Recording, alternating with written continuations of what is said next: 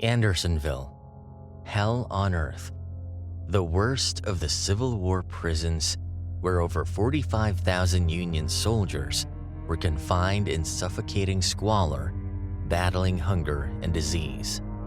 Andersonville, established in 1864, evolved into a place where humanity was brutally laid bare as the introduction of the deadly deadline rule made even the smallest mistake result in instant death.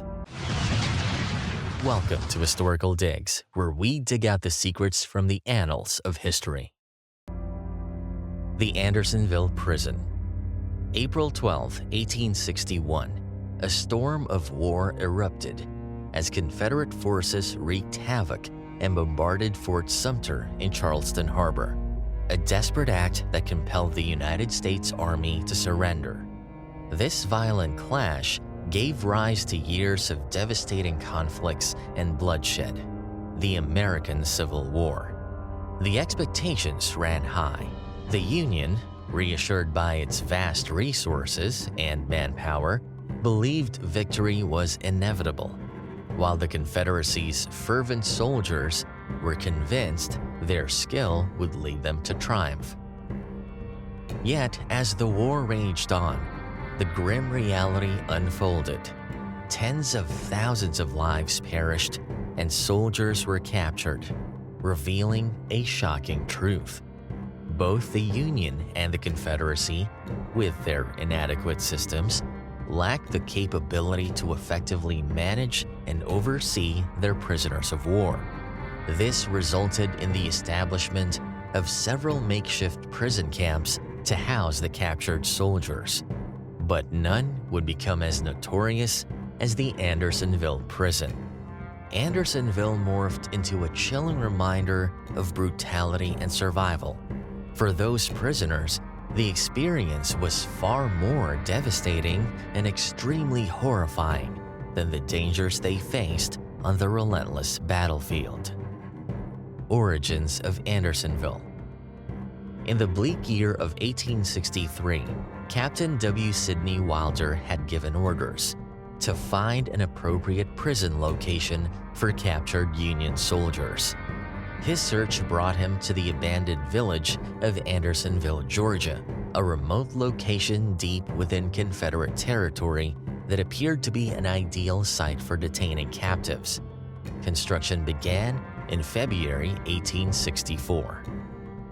In the shadow of despair, a facility rose, Andersonville Prison, originally named as Camp Sumter, forged by the hands of 900 enslaved souls shackled by the will of the Confederacy.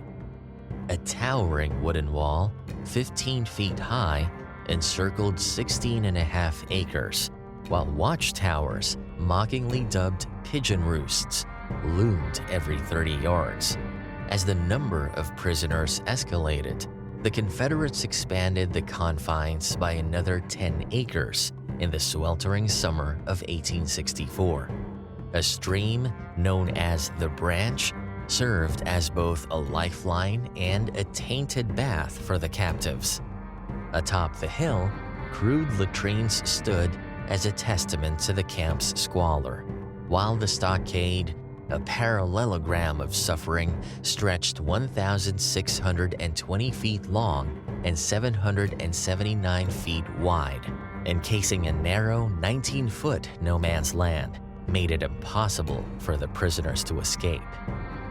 Although the prison was designed to accommodate just 10,000 Yankee inmates at a time, in a span of 14 months, it quickly became a harrowing nightmare when a mass of 45,000 humans filtered through the prison. Records indicate that 31,695 POWs were imprisoned there at the same time. While documenting his experience at Andersonville Prison, Corporal Samuel J. Gibson expressed, "I still have hope that I will yet outlive this misfortune of being a prisoner, but I am not made of iron." The Confederacy was struggling for resources, and what was once a strategic choice turned into a symbol of despair. The very isolation that had seemed to offer safety instead trapped the prisoners in a soul-crushing existence, deprived of food, shelter, and sanitation. As the camp descended into a grim situation of suffering, it became one of the most terrifying consequences of the Civil War. The atrocious conditions of Andersonville prison. Andersonville was a living nightmare, a pit of vermin and decay. Rats scurried, fleas and lice feasted, and rain turned the ground into a cesspool of filth, poisoning the only water source, a small brook. In such an atrocious environment, even the slightest cut or scratch became a gateway to infection, leading to gangrene and necrosis, where the only escape from the agony was often amputation or the embrace of death. In the infested air of the prison, the prisoners had no proper barracks or structures. Their only shelter was the scraps of wood, tattered blankets, and frayed clothing, and those who didn't have any material to build their own makeshift tents burrowed into the scorching ground, their bodies exposed to the unforgiving sun and the downpour of rain. In the overcrowded prison with 32,000 inmates, each man was allotted just 30 square feet of space. The vile water and spoiled produce caused a plague of ailments. Diarrhea, dysentery, and scurvy made their teeth crumble and gums bleed, while the inadequate rations of cornmeal and rancid pork only deepened the gnawing hunger. Desperation drove prisoners to claw at the earth for clean water, but wells ran dry, leaving many to suffer from stagnant streams. The overcrowded hospital tents offered no relief, only cots to die on. Death loomed everywhere. Corpses were dragged to mass graves, buried nameless and forgotten. Robert H. Kellogg, a sergeant major in the 16th Regiment Connecticut Volunteers, vividly recounted his experience as a prisoner entering the camp. As we entered the place, a spectacle met our eyes that almost froze our blood with horror and made our hearts fail within us. The deadline.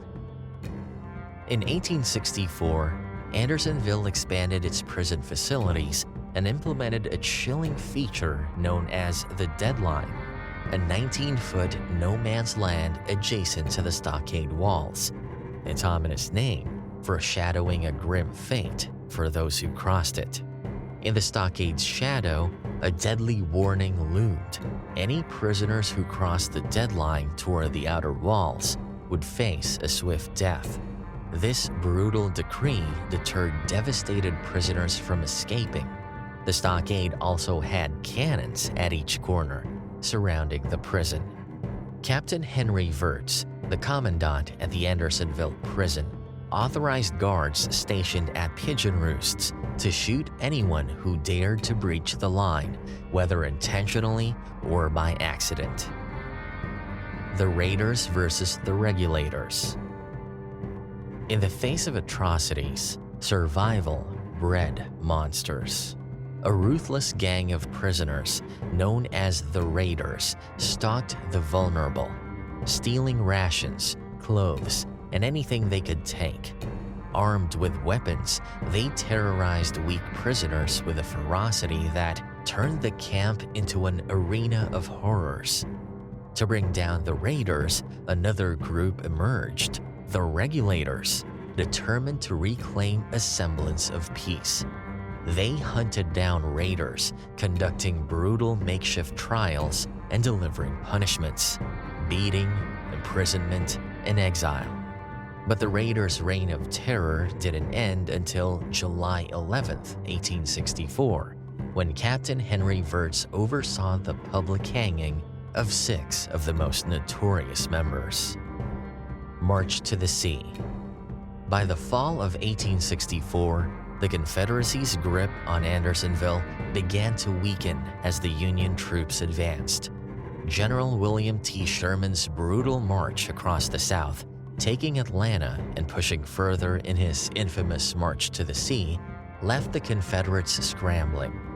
Desperate to ease the pressure, the camp's officers began shipping out the more well-conditioned prisoners to other locations such as Florence, South Carolina, and Millen, Georgia. Those too sick or weak to move were kept in the poor conditions of Andersonville, left to rot in the stench of disease and despair. For a brief moment, the overcrowding eased, and life seemed to improve in the prison, but the relief was fleeting. Soon, those sent to Millen returned to Andersonville, trapped in a vicious cycle of suffering. When whispers of Andersonville's horrors reached the North, outrage erupted. Stories of Union prisoners starving, hunted for sport, and succumbing to disease, with rumors of cannibalism, spread wide and painted the Confederate prison as a living nightmare. Over 13,000 dead, their bodies discarded like trash, while sadistic guards thrived on cruelty. The North was furious, ready to annihilate the South. Andersonville wasn't just a prison, it was a rallying cry, a propaganda. Secretary of War Edwin Stanton vowed retaliation, stripping Confederate prisoners of humanity, an eye for an eye. But vengeance brought no relief, only more misery. As the war dragged into its final months, POW camps became purgatory. Disease thrived, starvation consumed, and hope withered. The Henry Wirtz Trial. The trial of Captain Henry Wirtz became a defining moment in the post-war era, symbolizing the attempt to find justice amid widespread devastation. However, it raised questions about accountability. Was Captain Wirtz a villain or a scapegoat? The trial of Captain Henry Wirtz, Commandant of Andersonville Prison, remains a contentious issue post-Civil War. Accused of war crimes related to the suffering and deaths of Union soldiers, he faced charges of conspiring to harm prisoners and committing violence. Witnesses described brutal incidents, including shootings for crossing the deadline, though 145 out of 158 witnesses stated they did not see Wirtz kill anyone.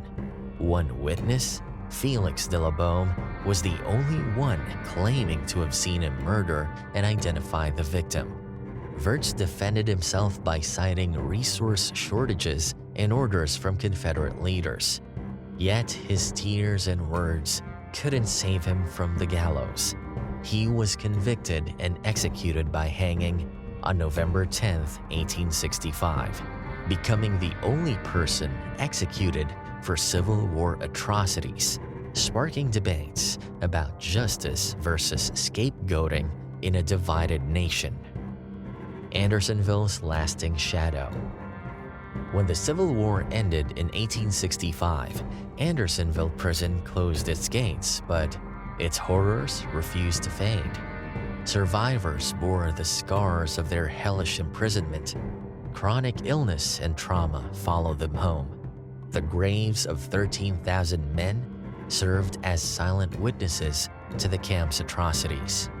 Today, Andersonville stands as a National Historic Site, a stark reminder of war's darkest corners. The National Prisoner of War Museum tells the stories of those who endured captivity throughout history. Walking the grounds of Andersonville is a chilling experience. White posts mark the outline of the original camp, and the cemetery holds over 20,000 graves. What does Andersonville teach us?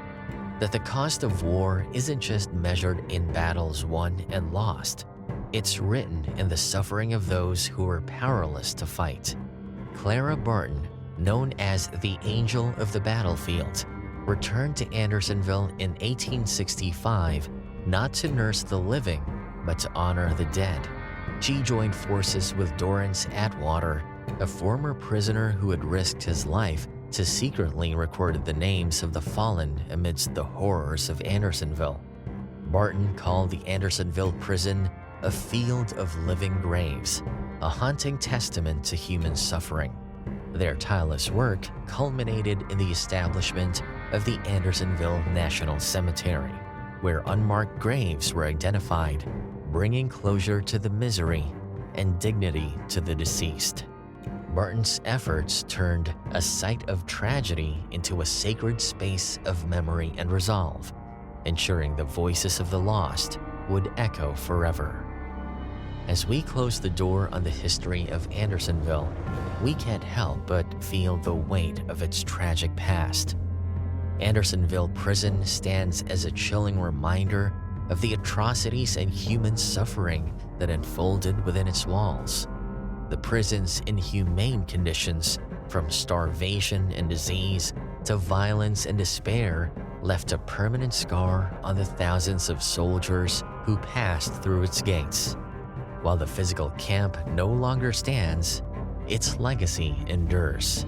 Andersonville Prison, Hell on Earth, ensuring that we never forget the depths to which humanity can fall when compassion is lost. Thank you for joining us on this journey of unveiling the worst atrocities of Andersonville Prison. Don't forget to subscribe and come back for more history digs.